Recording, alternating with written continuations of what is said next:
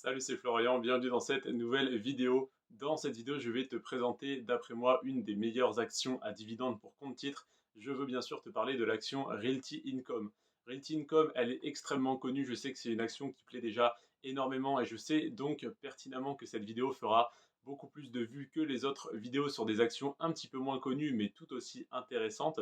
Donc toi qui es nouveau sur la chaîne, je t'invite à t'abonner, ça me ferait extrêmement plaisir, c'est le meilleur soutien que tu peux m'apporter. Si tu ne souhaites pas t'abonner tout de suite, je te le rappellerai sûrement en fin de vidéo, une fois que tu auras vu la qualité du contenu et si la qualité te satisfait, tu pourras t'abonner à ce moment-là, bien sûr. En tout cas, n'hésite pas à me rejoindre sur cette chaîne YouTube, ça me ferait extrêmement plaisir. On va attaquer tout de suite le sujet de la vidéo qui est donc l'analyse de l'action Realty Income, comme je t'ai analysé Leggett Plat hier et comme je t'analyserai 3M demain.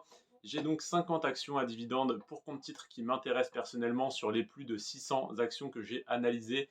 Realty Income, c'est d'après moi la deuxième meilleure derrière Leggett Plat que je t'ai présenté hier. Donc je t'invite à aller voir cette vidéo si ça peut t'intéresser. Et à partir de demain, je te sortirai une autre vidéo à 20h sur une autre action, etc., etc.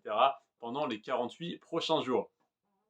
On attaque tout de suite avec le rendement du dividende en 2022 de Realty Income, exprimé en pourcentage bien sûr. Le rendement s'élève au cours actuel de l'action à 4,3%. Alors selon quand est-ce que tu vois cette vidéo, le cours de l'action aura fluctué, il aura peut-être augmenté ou baissé, ce qui aura soit baissé, soit augmenté le rendement du dividende. En tout cas, au cours actuel de l'action, début septembre 2022, le rendement est à 4,3%.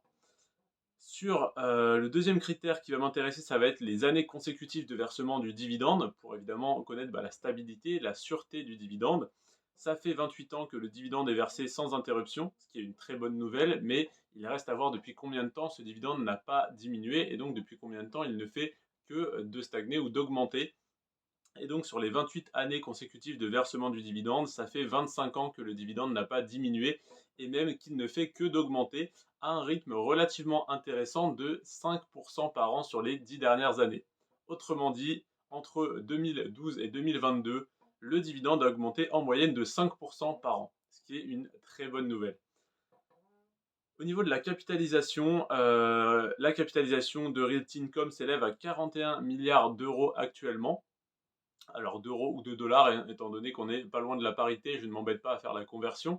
Donc 41 milliards d'euros ou de dollars, évidemment, c'est la valorisation de l'entreprise, ça n'est pas, c'est les actifs qu'elle possède, hein, ça n'est pas sa valeur intrinsèque, c'est la valeur attribuée par les investisseurs via le cours de bourse, donc c'est la valorisation par les investisseurs de l'entreprise. Donc 41 milliards d'euros ou de dollars, c'est une assez grosse capitalisation.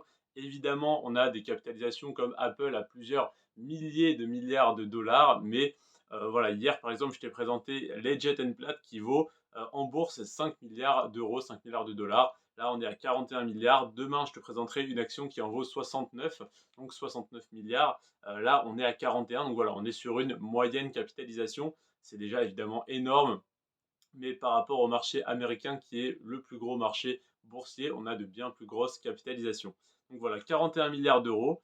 La croissance du cours de l'action sur les 10 dernières années est relativement intéressante pour une action à dividende. On est à 58% de croissance sur les 10 dernières années. Évidemment, sur une action de croissance, on demanderait 400, 500, 600% de croissance minimum pour que ça soit réellement intéressant et prometteur pour l'avenir. Là, on est à 58% sur une REIT, donc une entreprise qui achète, qui détient de l'immobilier, qui reçoit les loyers et qui en reverse 90 à 95% aux investisseurs. Donc on est sur une entreprise qui détient simplement de l'immobilier, qui reverse des loyers, qui rachète de l'immobilier, qui récupère des loyers, qui revend, etc. Donc on n'est pas sur une entreprise qui peut faire 500% sur les 10 prochaines années. C'est absolument impossible. En tout cas, c'est, j'ai envie de dire, du jamais vu. Pas vraiment, parce qu'il y a des REIT qui font de l'achat-revente. Donc là, il y a beaucoup plus de potentiel de gain ou de la construction, etc. Enfin, c'est plus vraiment des REIT, mais bon, c'est des entreprises qui investissent différemment dans l'immobilier. Là, pour une REIT relativement safe comme Realty Income, Oui, on a des revenus garantis, ça fait 25 ans que le dividende ne fait que d'augmenter. Le rendement est à plus de 4%, à 4,3. Le rendement, comment dire, le dividende augmente de 5% par an en moyenne sur les 10 dernières années, donc c'est très intéressant du point de vue du rendement. Donc on ne peut pas demander que l'action fasse x2, x3, x4 en 10 ans. x2, ça pourrait être possible, ça représenterait 100% de croissance. Là, on est à 58%. En tout cas, 58% de croissance, c'est largement suffisant. C'est bien plus que ce qu'on demande déjà à une REIT qui est simplement censée nous reverser un rendement intéressant sur le dividende et ne pas trop se dévaloriser, voire stagner ou très légèrement se valoriser. Là, 58% de croissance sur 10 ans, c'est extrêmement convenable. Par contre, au niveau du PER, c'est-à-dire au niveau de à combien l'entreprise est évaluée par rapport à son bénéfice net, il y a un gros problème, c'est que le PER est de 82. Alors pourquoi je te dis que c'est un gros problème et pourquoi c'est quand même ma deuxième action à dividende préférée pour compte titre? Tout simplement parce que les chiffres sont un petit peu faussés pour des raisons fiscales. Comment expliquer ça?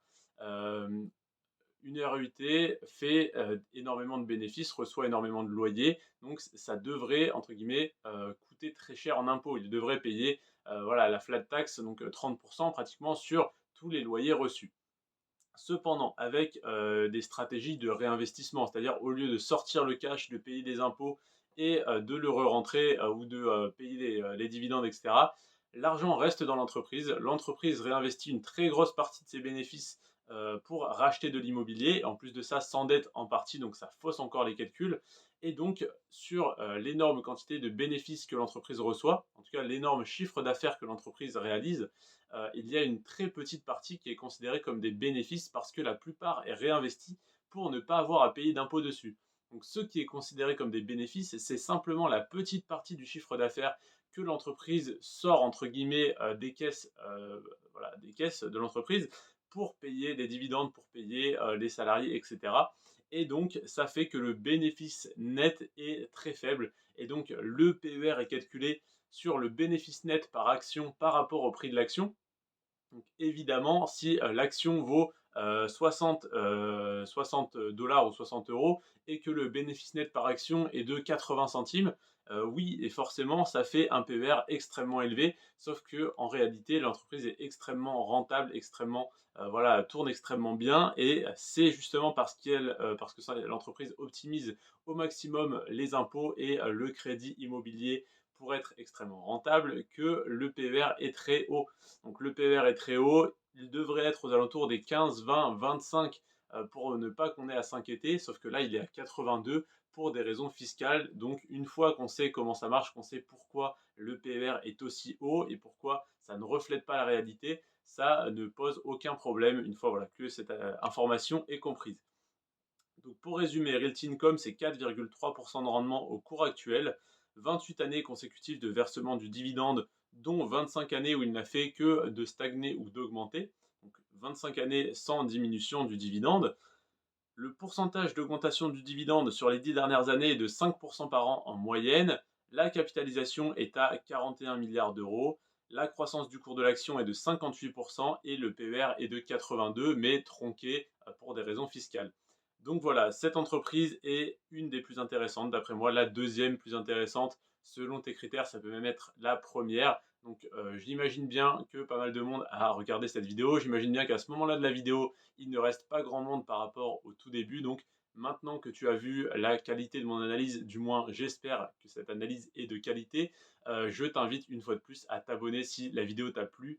Je te remercie en tout cas de l'avoir regardé jusqu'à la fin. N'hésite pas à me donner ton avis en commentaire, à la liker, à la partager à des amis investisseurs. Si tu n'as pas énormément d'amis investisseurs à qui discuter, n'hésite pas à m'envoyer un message sur Instagram si tu as encore des questions concernant cette entreprise ou concernant voilà, une toute autre entreprise, tant que ça reste sur le sujet de la bourse, des finances personnelles, de l'investissement, etc. Il n'y a aucun problème, je serai à même de te répondre. En tout cas, voilà, je te remercie d'être resté jusqu'à la fin de cette vidéo. C'était Florian. Tous les jours, je te sors une vidéo à 20h sur une action à dividende pour compte titre. Je t'ai sorti des analyses d'actions à dividende pour PEA les 20 derniers jours sans compter hier, donc les 21 derniers jours sans compter hier.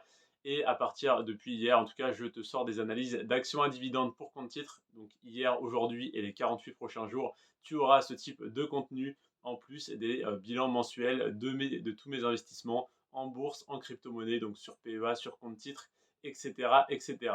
Je te remercie d'avoir regardé cette vidéo en entier. C'était Florian. Sur ce, prends soin de toi et de tes finances et à demain. Ciao.